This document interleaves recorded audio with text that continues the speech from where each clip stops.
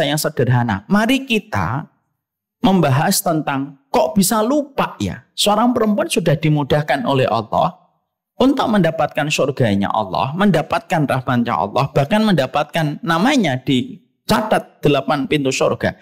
Tapi kenapa kenyataan yang sering terjadi dan dihadapi setiap harinya itu sering lupa? Dan mari kita pelajari dari apa penjelasan para ulama. Ada 5, Bu, yang biasanya menjadikan manusia suka lupa terhadap apa yang menjadi kemudahan yang sudah Allah berikan kepada mereka. Yang pertama, menyadari bahwa kalaupun engkau diberikan suami yang menjadi ujian, maka inilah sabar tertinggi seorang perempuan atau seorang wanita. Tentunya kita harus paham, kita harus mengerti. Orang yang menjadi pasangan hidup kita itu ada 2. Orang yang menjadi pasangan hidup kita itu ada 2 kategorinya. Ada yang datang membawa bunga, membuat kita tersenyum. Ada pula yang membawa duri yang membuat kita terluka. Itu kaidah takdir dari Allah. Ya. Dari semua manusia, dari timur ke barat, utara ke selatan, siapapun jodohmu itu cuma 2. Kalau tidak membuatmu tersenyum dengan bunga dan permen yang membuatmu tersenyum, kalau tidak, dia membawa duri yang membuatmu terluka. Supaya kita diketahui oleh Allah seberapa besar syukurnya dan seberapa besar sabarnya. Maka akhirnya ketika seorang perempuan itu mengetahui takdir dia di dalam pernikahan itu adalah mendapatkan 2 kemungkinan yang tidak bisa kita pilih, Bu. Kita hanya bisa meraba. Oh, sebelum saya nikah, ini insya Allah laki-lakinya baik atau tidak. Makanya disuruh istikharah. Disuruh nanya sama ibu kita. Disuruh nanya sama wali-walinya Allah, orang-orang solih sebelum kita menerima pinangan seorang laki-laki. Kita hanya bisa meraba, Bu. Tapi ketika keputusan takdir itu sudah datang dan sudah berjalan pada kehidupan kita, maka sesungguhnya kalaupun ada di antara kita yang ditakdirkan oleh Allah akhirnya mendapatkan seorang suami yang tidak sesuai dengan apa yang menjadi ekspektasi diri kita, maka itu pun kata para ulama, Allah berikan kepadamu seorang suami yang bisa jadi suamimu itu tidak sesuai dengan harapanmu dan ekspektasimu, supaya Allah memberikan kepadamu sebuah pahala kesabaran yang besar. Karena sabar yang paling besar itu adalah sabar dalam taat. Sabar itu ada 3. Sabar dalam taat, sabar dalam menahan diri pada kemaksiatan, dan sabar yang ketiga adalah sabar ketika kita menghadapi cobaan hidup. Dan sabar yang paling besar itu kata Rasulullah sabar dalam taat. Dan sabar dalam taat itu diantara breakdownnya, cakupan sabar dalam taat itu apa? Sabar ketika menghadapi suami. Karena apa? Jangan mencari kepuasan di dalam kehidupan pernikahan. Karena pernikahan tidak menjanjikan kepuasan, tapi sejatinya pasti memberikan kepada kita keberkahan. Selama suami kita masih melakukan tanggung jawabnya kepada Allah pada kehidupan dia berkeluarga, dan dia tidak melakukan perkara dosa-dosa besar ataupun melakukan perkara yang membatalkan keislaman, maka sesungguhnya seorang wanita diberikan oleh Allah seorang suami terkadang tidak sesuai dengan harapan yang dia bayangkan ketika dia dulu menikah, karena Allah ingin memberikan kepadanya dari sebuah pahala kesabaran. Makanya maaf ya, kenapa perempuan sebelum menerima pinangan laki-laki itu diperintahkan dan dikondisikan untuk banyak melakukan ikhtiar. Ada istikharah, nanya orang tua, nanya orang-orang solih. Dan terkadang banyak perempuan ketika sebelum pernikahan itu semua ikhtiar ini di skip ketika mereka sudah terkena perasaannya. Sehingga akhirnya kalaupun dulunya kita memilih hanya berdasarkan perasaan, tidak ada ustadz yang kita tanya, tidak ada walinya Allah yang solih yang kita tanya, tidak ada pendapat ibu yang kita hormati dan kita prioritaskan untuk bisa memberikan pandangan untuk kita, maka akhirnya kata para ulama, Kenapa perempuan itu melupakan anugerah, kemudahan yang Allah berikan kepadanya? Karena sesungguhnya mereka itu lupa bahwasanya seorang suami itu bisa jadi adalah menjadi ladang pahala kesabaran untuknya. Selama dia senantiasa ihtisab kepada Allah dan mengharapkan pahala dari Allah, maka kesadaran ini yang akan tetap membuatnya bisa menikmati proses hidupnya, sebagaimana ketika Asiyah mendapatkan seorang laki-laki yang tidak sesuai dengan karakter iman yang dimiliki. Makanya maaf ya Bu, kita ini harus ingat Bu, sejelek-jelek suami kita harus berani untuk mengatakan begini. Ada orang yang lebih solihah daripada saya, tapi dia mendapatkan seorang suami yang jauh lebih buruk dan lebih tercela daripada suami saya. Siapa orang yang lebih solihah daripada ibu? Yaitu adalah Asiyah. Tapi suaminya lebih buruk daripada suaminya ibu. Siapa itu? Fir'aun. Maka itu yang terkadang bisa menguraikan beban di dalam hati kita. Berbuat baik untuk suami bukan dengan sebuah catatan syarat yang kita tetapkan sendiri. Ya kalau berbuat baik sama suami, lihat-lihat dulu dong Ustadz suaminya. Ini perkataan orang nggak ngaji. Ini perkataan orang nggak ngaji. Tapi ketika kita sudah mengetahui dalam kajian, disitulah kita akhirnya memahami betul. Ada orang yang jauh lebih solihah daripada ibu. Allah kirimkan seorang suami yang jauh lebih buruk daripada suami kita. Maka itu membuat kita memiliki energi kesabaran. Sebagaimana kayak saya. Ketika lagi dalam kondisi kecewa, maka di antara hal yang saya katakan adalah ada laki-laki yang jauh lebih solih daripada saya, tapi mendapatkan seorang istri yang jauh lebih buruk daripada istri saya. Nabi Nuh dengan istrinya. Sehingga akhirnya merenung ketika kita menjalani kehidupan berumah tangga, tiba-tiba kita dibenturkan dengan sesuatu yang bisa merenggut keikhlasan kita pada kehidupan kita berkeluarga, maka kita punya alasan mengembalikan energi keikhlasan diri kita. Karena menghadirkan kembali energi keikhlasan itu harus perlu narasi dari sebuah perenungan. Dan ini yang kita dapatkan. Ya, makanya kita harus memahamkan betul. Ya memang Allah perintahkan kita tuh ya cuma dua. Kalau ada yang berkata, saya sudah berlaku baik, tapi kenapa kok suami saya masih begini? Mungkin Allah melihat dosa-dosamu dan dosa-dosa kita sebelum kita nikah. Tapi Allah menginginkan kita baik. Semakin mendekati hari kematian kita, Allah hadirkan ujian untuk menguras hati kita supaya Allah punya alasan membersihkan hati kita sebelum kita berjumpa dengannya. Karena terkadang syukur itu terkadang jauh lebih sulit daripada bersabar. Makanya maaf ya, ibu kalau di kamarnya panas, gerah, jam 1 bangun, jam 1 malam bangun tuh bisa. Kenapa? Karena kita gerah, nggak nyaman tidurnya. Tapi terkadang kalau kamar kita itu terlalu nyaman, kita jam 5, setengah 6 bangun masih susah. Allah itu terkadang menghadirkan kepada kita kesulitan. Karena apa? Karena sesungguhnya Allah ingin supaya setiap orang ketika Allah hadirkan kepadanya satu ujian pada hidupnya, sebenarnya di balik satu ujian itu apa? Ada satu kebaikan yang pasti dia temukan. Dan itu tidak bisa ditemukan kecuali orang yang paham. Pernikahan itu magnet terbesar untuk menarik sebuah pelajaran tentang arti kesabaran. Ya, maaf ya Bu. Ibu misalkan menggugat seorang laki-laki dan berpisah.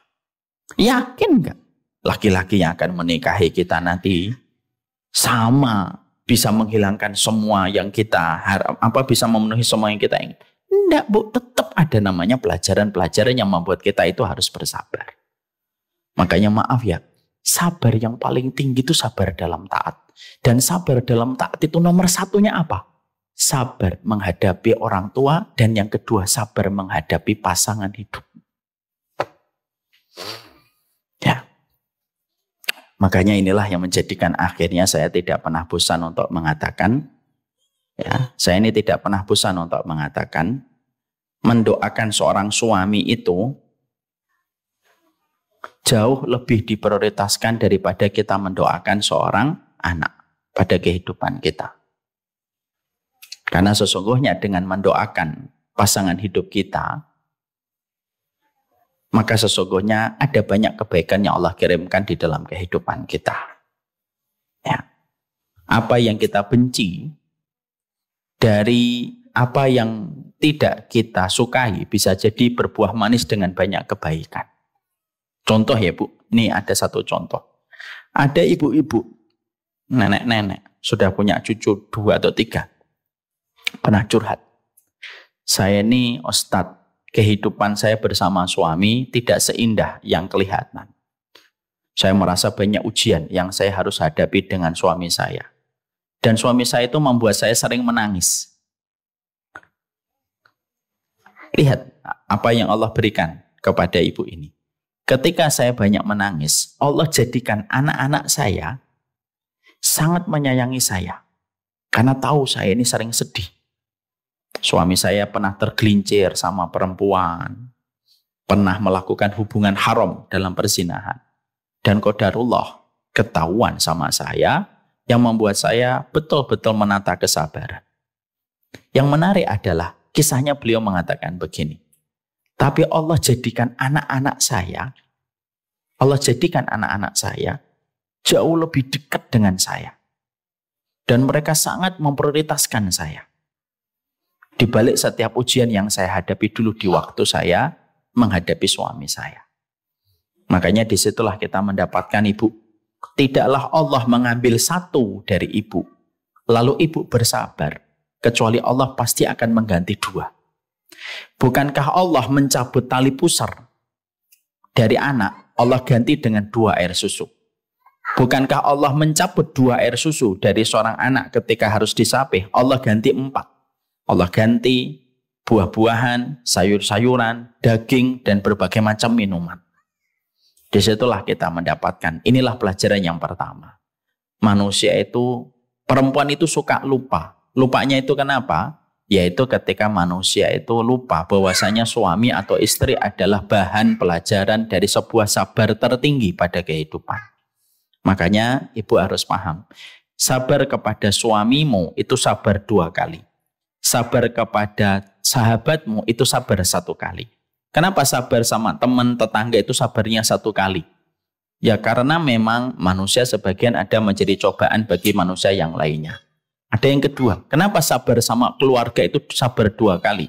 Karena merekalah yang kamu prioritaskan, kamu cintai, kamu sayangi, tapi terkadang justru memberikan kepada kita ujian. Itulah sabar kepada keluarga itu 2 kali. Itu yang pertama. Yang kedua, kata para ulama, kenapa perempuan itu sering lupa? Dijawab sama para ulama. Yang kedua itu adalah menyadari titik terlemah wanita adalah rasa kepemilikan dan perasaan yang mendominasi. Artinya, yang menjadikan perempuan itu suka lupa terhadap kemudahan yang Allah berikan kepadanya supaya mereka itu bisa mendapatkan surga. Yang sering menjadikan wanita, seorang istri itu lupa itu apa? Perasaannya yang sering mendominasi. Ya, lah perasaan itu diturutin terus. Padahal kita paham, setiap orang itu mendapati titik terlemahnya itu beda-beda, Bu. Tolong ya, dengarkan Ibu. Manusia itu ujiannya beda-beda, Bu. Titik lemahnya beda-beda. Laki-laki titik lemahnya pada perempuan. Ada pula titik lemahnya laki-laki pada jabatan. Ada titik lemahnya laki-laki itu apa? Egois. Beda-beda, Bu. Tapi perempuan titik lemahnya itu dikatakan oleh syariat, titik lemahnya perempuan itu pada perasaannya. Karena tadi ya, mari kita bedah hadis tadi. Ketika ada seorang laki-laki berbuat baik, lalu dia melakukan satu kekurangan saja, cepatnya wanita itu mengatakan, kamu sama sekali tidak pernah melakukan kebaikan. Kata sama sekali itu tidak keluar kecuali karena dominan dengan perasaan. Mari kita bedah dulu hadisnya. Kembalikan ke hadis tadi, Naufal. Yang mara'aitu minka khairun qattun. Aku tidak melihatmu kecuali kebaikan. Ini nggak ada hubungannya dengan ini. Nah, di dalam hadis ini, mari kita bedah dulu. Rasulullah itu mengatakan, lau ahsanta ila ihdahunna. Kalaulah kamu telah berbuat baik, tanya ini kembali ke suami. Kamu telah berbuat baik kepada istrimu, ad-dahra. Ad-dahra itu apa? Di sepanjang hidupnya dia setelah menikah, yang dia prioritaskan itu istrinya dan keluarganya. Stumma ra'at minka syai'an, lalu dia melihat sesuatu yang buruk atau kekurangan dalam dirimu, maka perkataan dia, ma ra'aitu minka khairun qattun. Maka perkataan dia itu apa? Saya itu tidak melihat kebaikan apapun yang kamu lakukan. Kalau bahasanya orang hari ini itu apa? Perempuannya itu. Kalau ada sesuatu laki-laki yang kurang itu suka mengatakan, kamu itu nggak sama sekali pernah melakukan ini. Kamu nggak pernah sama sekali melakukan itu. Itu bahasa ini nih. Jadi yang paling banyak memasukkan perempuan itu ke dalam neraka, bukan ketika membuka kancing bajunya. Bukan ketika mereka meninggalkan sholatnya. Bukan ketika mereka itu melakukan tindakan haram ketika mengambil harta dengan cara yang batil. Bukan. Tapi ini. Makanya kembali kepada poin tadi yang kita pelajari, Ibu. Apa sih yang menjadikan perempuan itu lupa? Dan ketika kita ingin melawan lupa itu apa? Maka yang kita harus pahami adalah musuh terbesarnya perempuan itu bukan siapapun, Bu. Kata Imam Ibnu Katsir. Tapi musuh terbesarnya seorang perempuan itu adalah ada di dalam perasaannya. Sehingga akhirnya Imam Ibnu Katsir itu berkata begini, gimana sih sifat perempuan itu yang susah untuk mendapatkan kebaikan? Dikatakan oleh Imam Ibnu Katsir, tataqallabu daiman wa ghalabatu masyairiha. Dikatakan oleh Imam Ibnu Katsir, perempuan itu yang sering menggagalkan dia untuk jadi baik itu apa? Ghalabatu masyairiha. Dikuasai perasaannya, wa tataqallabu daiman, dan sering berpindah-pindah perasaannya. Dan itulah titik terlemah seorang perempuan. Makanya kembali ke tadi, nomor 2 tadi. Maka akhirnya itulah kenapa fungsinya taklim bagi kehidupan seorang wanita itu menjadi prioritas seiring dia banyak bersedekah. Kenapa akhirnya salah satunya, nomor 2-nya, Nak? Makanya kenapa seorang perempuan diperintahkan untuk bersedekah yang banyak, diperintahkan untuk datang mengkaji ilmu. Karena pada dasarnya untuk menetralisir perasaannya. Ya, karena perasaan itu yang sering membentuk seorang perempuan itu akhirnya tergelincir dari jalan rahmatnya Allah. Kan sayang banget ya, Bu, ada seorang ibu sudah bekerja luar biasa untuk keluarganya, tapi gara-gara tidak mau untuk melihat bahwasanya titik lemahnya dia itu ada pada perasaannya, rusaknya kehidupan wanita menuju kepada ridhonya Allah itu, yaitu ketika dia selalu membiarkan perasaannya. Lalu membela perasaannya yang tidak ada habisnya. Itu kata Imam Ibnu Katsir. Lah membela perasaan itu terkadang tidak bisa dibedakan antara membela perasaan dengan membela kepentingannya. Udahlah, ini kepentingan saya. Padahal sebenarnya membela perasaannya. Maka akhirnya yang menjadikan akhirnya apa? Melawan lupa itu apa? Titik terlamanya wanita adalah rasa kepemilikan. Makanya disuruh banyak sedekah. Dan perasaan yang paling mendominasi. Dan perasaan itu kan muncul bisa setiap waktu dan setiap saatnya. Kecuali yang betul-betul mereka dekat dengan Allah. Gimana ngontrol perasaan itu, Ustaz? Mengontrol perasaan itu adalah ketika salah satunya kita punya circle yang positif, yang selalu mengingatkan tugas kita kepada kehidupan ini adalah mendapatkan keridhaan dari suaminya. Yang ketiga, kata para ulama, Yang menjadikan manusia, perempuan itu lupa terhadap kemudahan yang Allah berikan kepada wanita untuk mendapatkan surga itu apa? Fokus kepada kesempurnaan dan lupa kepada fungsi seorang suami. Saya tanya sama ibu-ibu, apa fungsinya seorang suami, ibu? Apa fungsinya? Mencari nafkah. Mencari nafkah itu bukan fungsi, itu kewajiban. Apa, Ibu? Itu kewajiban. Itu kewajiban. Itu kewajiban, Bu. Nah.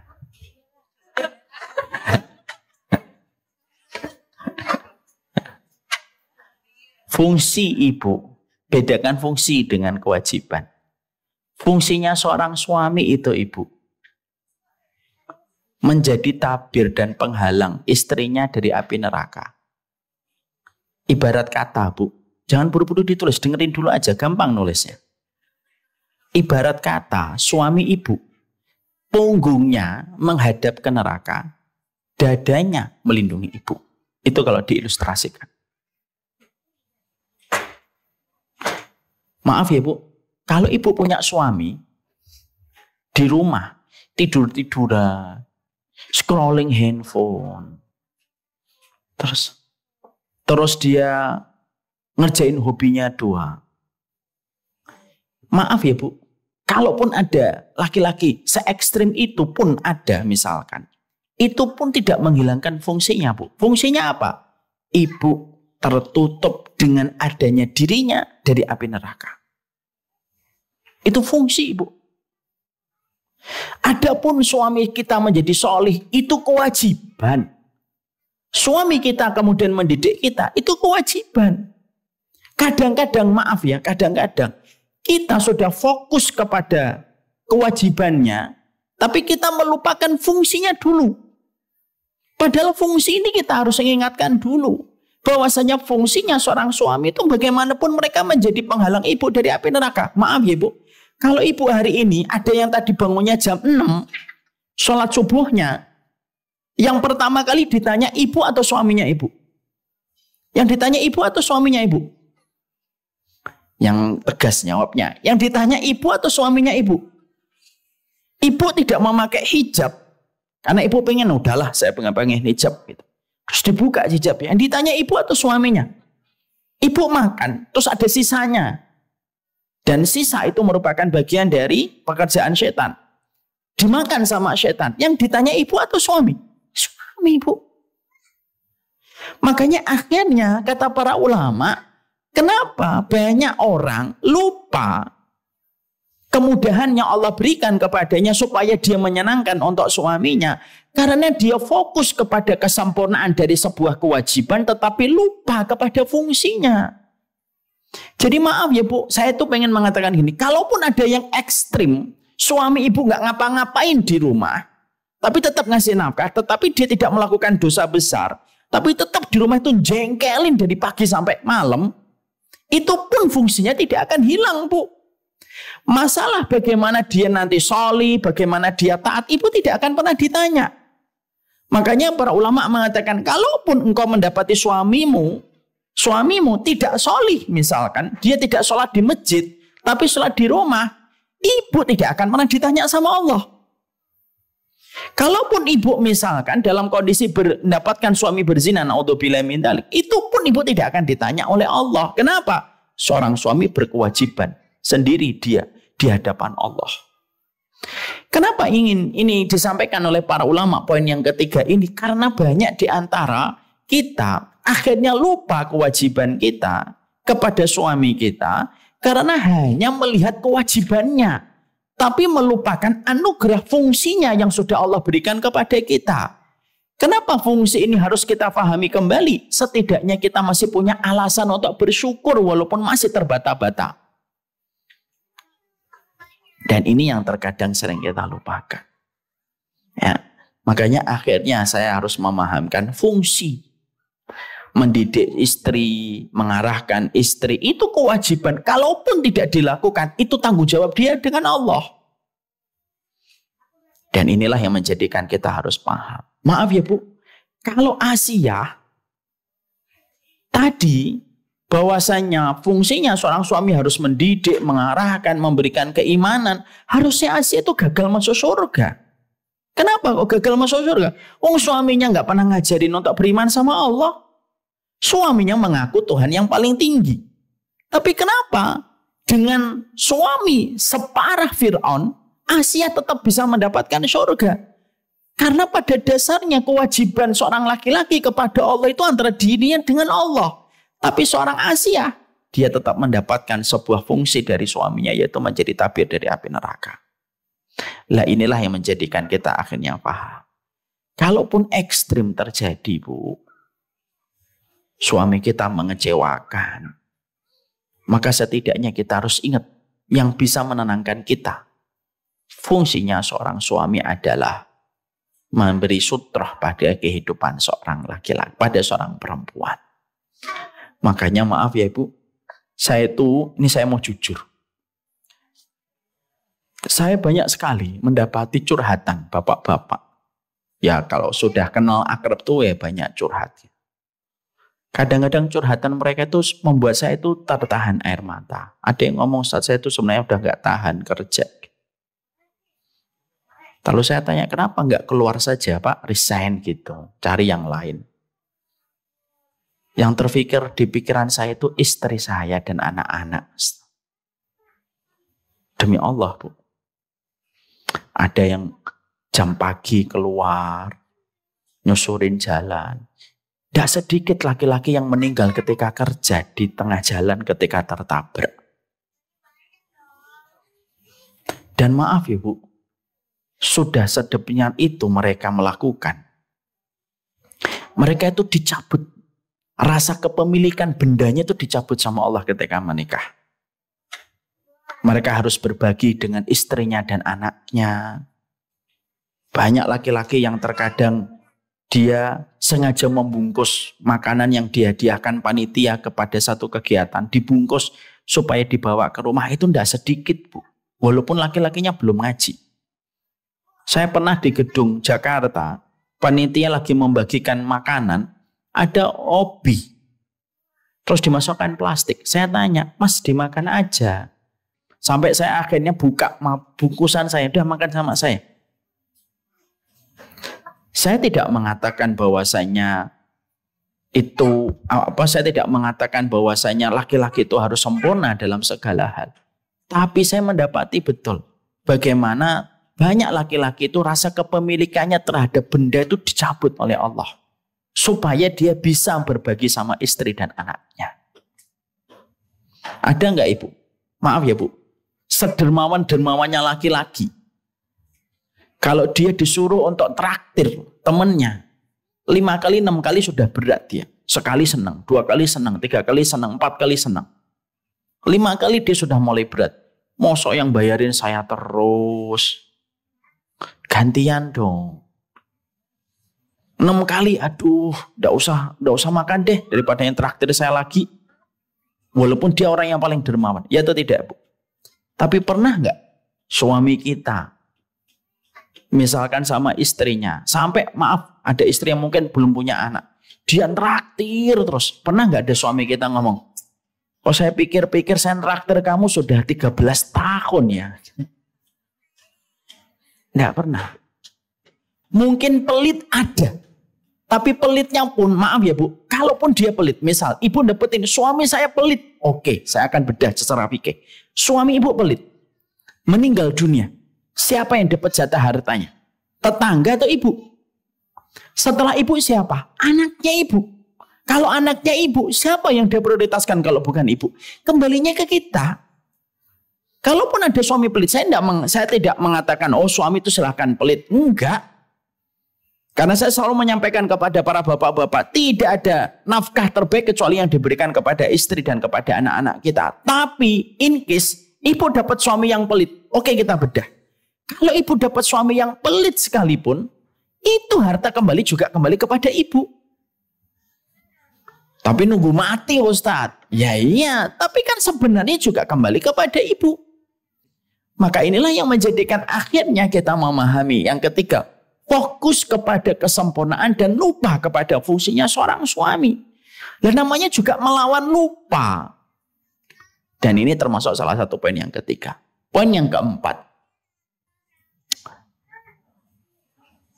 Yang keempat, kenapa para istri itu lupa? Lupa bahwasanya dibalik usahanya kepada suami Allah ganti dengan ganti dunia dan akhirat. Ini yang dinamakan ihtisab, Ibu. Apa namanya? Ihtisab. Apa itu ihtisab? Ihtisab itu mengharapkan segala apapun yang kita lakukan bahwasanya Allah yang membalas. Itu namanya ihtisab. Kita tentunya paham. Kalau kita berbuat baik kepada suami kita, karena kita mengharapkan kebaikan dari suami kita, ya ibu hanya mendapatkan kebaikan itu dari suami. Innamal a'malu binniat, seluruh amal itu tergantung niatnya. Tapi kalau kita ihtisab, mengharapkan pahala dari sisi Allah, maka apapun yang kita dapatkan dan apapun yang kita lakukan, lalu apapun yang kita dapatkan, maka kita tetap mengingat Allah yang menjadi sumber energi terbesar pada kehidupan kita. Yang sering dilupakan oleh kita itu energi amalan ibadah yang bernama ihtisab, Bu. Kalau ihtisab sudah hilang, itu ibarat tanah yang tidak tersentuh dengan air hujan selama setahun. Apapun cepat membuat marah dan emosi. Kenapa? Kita lupa yang membalas kebaikan kita itu bukan manusia tetapi Allah. Syekh Utsaimin pernah beliau mengatakan, yang hilang dalam kehidupan berkeluarga hari ini, itu yang hilang bukan rumahnya, bukan ibadah sholatnya, tapi yang hilang pada kehidupan keluarga hari ini itu adalah energi ihtisab. Ihtisab itu apa? Mengharapkan. Di balik setiap apapun yang kita lakukan, Allah yang membalas. Makhluk itu hanyalah memberikan sedikit kegembiraan. Tapi puncak panen itu didapatkan dari Allah. Itu namanya ihtisab. Ya. Yang membedakan kita dengan para ulama besar itu adalah amalan ihtisab. Sudah nih, kalau manusia sudah hilang ihtisabnya, apapun bisa marah. Dakwah kalau sudah kehilangan ihtisab, Bu, akhirnya menjadi obsesi diri, obsesi pribadi. Paham itu? Dakwah itu bisa menjadi obsesi pribadi. Kapan itu dakwah itu menjadi obsesi pribadi? Kalau orang itu sudah kehilangan ihtisab. Maka sama, para ulama itu mengatakan, berbuat baiklah kamu kepada suami, bukan karena kamu ingin mengharapkan kebaikan itu sama kamu dapatkan dari suamimu. Tapi berbuat baiklah kamu kepada suamimu karena kamu tahu Allah yang akan membalasnya dunia dan akhirat. Lah kalau ihtisab sudah hilang, Bu, berantakan. Apa yang terjadi, Bu? Laki-laki kecewa sama istrinya, lupa dia ihtisab. Dia mencari pelampiasan. Seorang perempuan ketika dia kecewa sama suaminya, ketika dia tidak mendapatkan kebaikan dari suaminya, dia bisa melakukan perbuatan dosa besar ketika terjadi perselingkuhan. Kenapa? Ihtisab kalau hilang itu kayak tanah yang tidak terguyur dengan air hujan selama 1 tahun, Bu. Tidak usah butuh pematik api. Gesekan benda aja bisa menyulut menjadi sebuah kebakaran. Itulah energi ihtisab, Bu. Kapan Ibu suka marah-marah sama anak? Atau kapan saya suka marah-marah sama anak? Kalau energi hati kita ihtisabnya hilang, Bu. Akhirnya apa? Marah, pinginnya instan.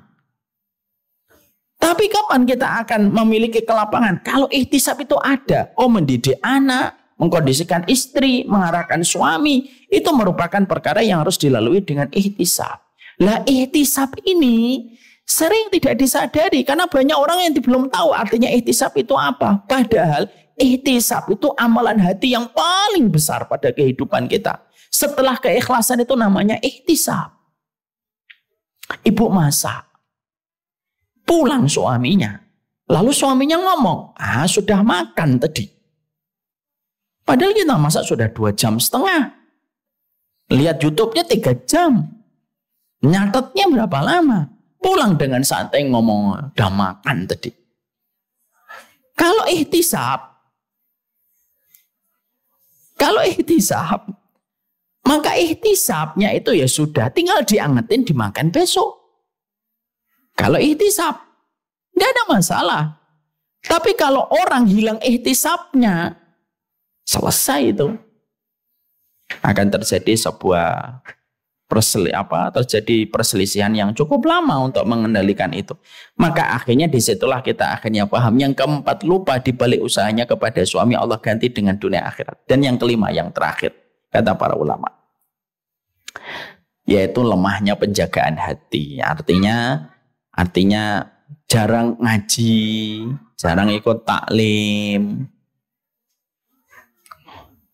Maka itu termasuk salah satu di antara hal yang sering membuat manusia itu lupa. Maaf ya Bu, ngaji aja belum tentu terjaga hatinya. Kenapa? Ketika ngajinya hanya dicari pada tema-tema yang kira-kira dia butuhkan aja.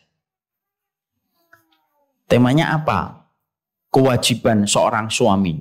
Nah, ini, ikut saya. Temanya apa? Hak-hak istri. Nah ini, saya ikut nih. Maaf ya Bu, saya kurang setuju kalau ada seorang ustadz menyampaikan sesuatu terlalu berlebihan. Misalkan, dia menyampaikan haknya suami terlalu berlebihan, bahaya. Dia menyampaikan terlalu sering haknya istri, itu juga terlalu bahaya. Kenapa? Ilmu itu obat. Tapi kalau obat itu takaran dan dosisnya berlebihan, itu juga bisa merusak. Maaf ya Bu, yang hilang hari ini bukan ilmunya. Tapi yang hilang hari ini adalah keberkahan mata seorang wanita memandang suaminya. Saya ulang kembali. Yang hari ini hilang bukan majelis ilmu. Yang hari ini hilang bukan majelis taklim. Tapi hari ini yang hilang itu adalah keberkahan seorang suami ketika melihat suaminya. Nah inilah yang menjadikan kita akhirnya paham. Kenapa diperintahkan kita untuk ngaji. Kenapa kita diperintahkan untuk kumpul circle kita yang positif, yang taat sama suami didatengin, yang sabarnya sama suami harus kita jadikan persahabatan dengan mereka. Karena pada dasarnya itulah yang menjadikan kita ingat kembali kepada tugas kita. Sekali lagi ya Bu, saya berikan closing statement. Tidak ada zat yang paling memudahkan seorang wanita masuk surga kecuali adalah Allah. Modalnya cuma satu aja, dapat ridho suami. Tapi kenapa manusia, terutama kalangan wanita, sering lupa terhadap kemudahan yang sudah Allah berikan? Ada 5 tadi. Ya karena banyak wanita itu mereka fokus kepada kewajiban tetapi lupa kepada fungsinya seorang suami. Lupa bahwasanya seorang suami terkadang menjadi materi kesabaran yang paling tinggi dan paling besar pahalanya. Yang ketiga, lupa bahwasanya wanita itu musuh terbesarnya itu bukan suami. Musuh terbesarnya istri adalah perasaannya. Dan musuh terbesarnya laki-laki itu apa? Syahwatnya kepada perempuan. Memang begitu beda-beda titik lemahnya. Kemudian yang keempat, bahwasanya lupa ihtisab Bu. Jadi kalau ibu berbuat baik kepada suami itu tanamkan ihtisab yang ganti Allah. Bukan suami saya. Dan yang kelima yaitu lemahnya penjagaan kita kepada hati kita. Jarang ngaji, jarang ikut taklim. Ibu nggak pernah mendatangi seorang istri yang selalu sabar sama suaminya. Nggak pernah mendatangi pondok pesantren ketika ada seorang ummi yang mendampingi suaminya ketika berjibaku membangun pondok. Nah, lemahnya penjagaan hati yang menyebabkan akhirnya lupa terhadap kemudahan yang Allah berikan kepada kita. Semoga Allah memberikan kebaikan atas seluruh apa yang kita lakukan dan kita kerjakan. Semoga ibu-ibu yang ada di posku Bilistiwa tidak lupa Allah itu mudahin ibu untuk mendapatkan surga. Saya sering mendengar di awal-awal dulu memasukkan anak ke kutab.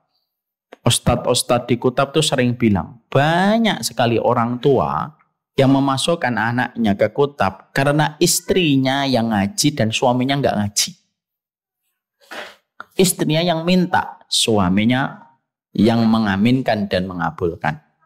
Di situ pun saya sudah mendapati, walaupun suami kita, Bu, mungkin ngajinya belum sebagaimana ibu. Tapi Allah hadirkan mereka untuk tetap bertanggung jawab terhadap diri kita di hadapan Allah. Ibu hari ini ada yang makan bubur, ada yang mungkin makan nasi goreng. Yang ditanya oleh Allah suaminya ibu, bukan ibu yang ditanya. Ya, ada seorang wanita, ibu-ibu tua itu ngomong, suami saya itu tidak pernah mau nemenin saya ngaji ya Ustadz. Saya tanya lagi sama ibu tersebut. Ibu pakai mobil ke sini? Ya. Siapa yang membelikan mobil itu? Suami. Siapa yang membelikan bensinnya? Suami. Siapa yang membelikan pulpen, buku? Suami saya, Ustadz. Ibu dilarang nggak datang ke kajian? Enggak. Saya bilang, selalu masih ada alasan untuk tetap bersyukur. Walaupun terkadang kondisi tidak sebagaimana yang kita inginkan. Maaf ya Bu, mari kita berkahi ilmu kita. Setidaknya Bu, setelah pulang dari sini, jangan gampang-gampang ngomong, kamu itu enggak pernah. Nah itu, hilangkan kata-kata itu. Baru nutup pintu, lupa sekali. Kamu tuh enggak pernah nutup pintu. Padahal cuma sekali baru. Ya kan? Baru kita titipin beli sayuran, lupa. Lalu begitu cepat sampai rumah, begitu cepatnya kita ngomong, Bima. Kalau dititipin apapun sama istrinya, nggak pernah ingat, padahal cuma lupa baru sekali. Hilangkan kata-kata itu, karena itu sudah diprediksi oleh Rasulullah SAW. Barakallahu fikum.